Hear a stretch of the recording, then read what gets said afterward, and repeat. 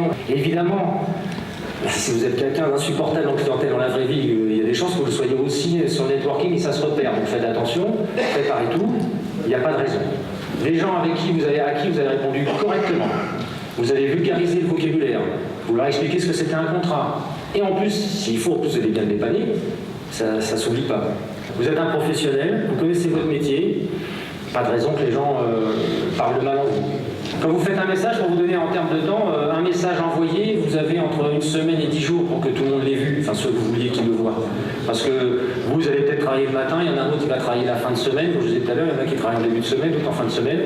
Donc il faut laisser un temps par contre, c'est pas dans l'immédiateté comme ça. Même avec les notifications, puisque quand on envoie un message, a priori, on reçoit la notification. Je veux dire, il n'y a pas une accélération, une attente de réactivité Ça va certainement plus vite qu'à l'époque de la lettre. La réalité, c'est qu'on est de plus en plus avec plein d'outils. Donc vous avez vos alertes mail, celles qui sont importantes, celles peut-être de vos compagnies, vous avez celles du travail au quotidien, et puis vous avez les alertes, on va dire networking. Et celles-là aussi, vous les recevez, vous verrez que tout le monde ne les dit pas tout de suite. Dans les formations puis dans la pratique, on apprend à repérer ceux qui réagissent tout de suite. Et là, il faut comprendre qu'ils le font une fois par semaine. Et il y en a qui sont moins avertis que vous et qui vont le faire une fois par mois. Ils vont mettre leur vitrine et puis voilà. Donc ça, c'est à repérer parce que vous allez vite arrêter de solliciter par networking. Par contre, une fois que vous êtes rentré en contact, au fait, on s'est vu par vidéo, vous étiez venu sur mon hub, on peut se voir, voilà. Après on passe dans la vraie vie. Est-ce qu'aujourd'hui, vous avez des actions spécifiques avec vos fichiers clients? Alors, soit les CRM de vos compagnies, soit vos propres... D'abord, là, on fait des campagnes téléphoniques surtout. On va sélectionner sur un produit que nous propose la compagnie. On est capable de sélectionner dans notre fichier client les clients intéressés, potentiellement intéressés. Donc on fait une sélection et on peut relancer, c'est une relance téléphonique. Ça marche ou ça ne marche pas. Et ensuite, il y a bien sûr le physique, puisqu'on va chez le client vient à la chance. C'est du trafic. D'accord. Et c'est le trafic comme le networking. Le networking, c'est vrai que ça met devant l'écran. Les gens ils passent la journée, nous sommes des commerciaux, je dirais, en back-office, il faut sortir, il faut bouger. Donc là, on reste toujours face à un écran. Je pense qu'on a...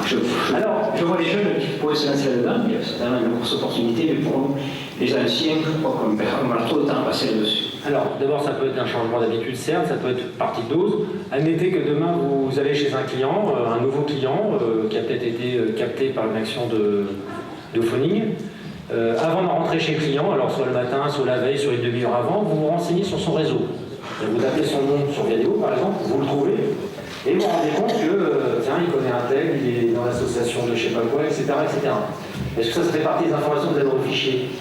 Non, c'est mon outil, c'est vrai, mais ça demande beaucoup de temps, puisqu'il faut quand même rentrer dans un réseau, ça demande une approche. Donc c'est d'abord, comme vous dites, offrir. Avant de recevoir, il faut donner, donc ça demande beaucoup de temps pour trouver des pôles d'intérêt, réseau social, donc c'est surtout le pôle d'intérêt, et ensuite il parle professionnel. Et je viens de dire aussi, notre métier, c'est vendre de la prime, c'est vendre du tarif. À partir de là, on n'a pas...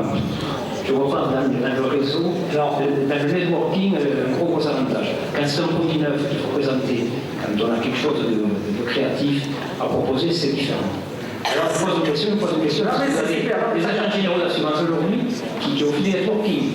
Et quel arrive au résultat?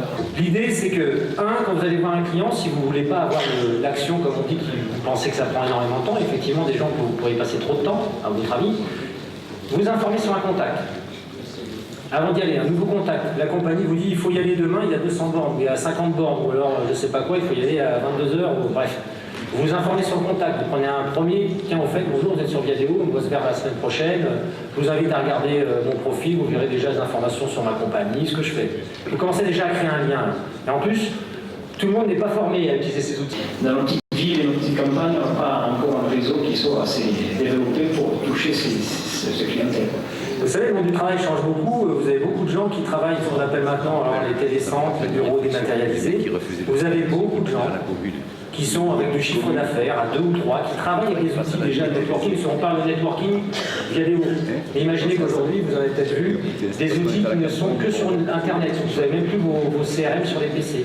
Vous avez des gens qui échangent tous les jours de chez eux et qui font leur travail, leur salaire, ils produisent. Et ces gens-là ont l'habitude d'aller taper dans ces outils-là. Je viens d'assurer, j'aime bien parler de ce cas-là, mais l'agent général qui avait assuré ce loueur de chars, de lance-flammes et compagnie, bah, il en a refait derrière quelque chose.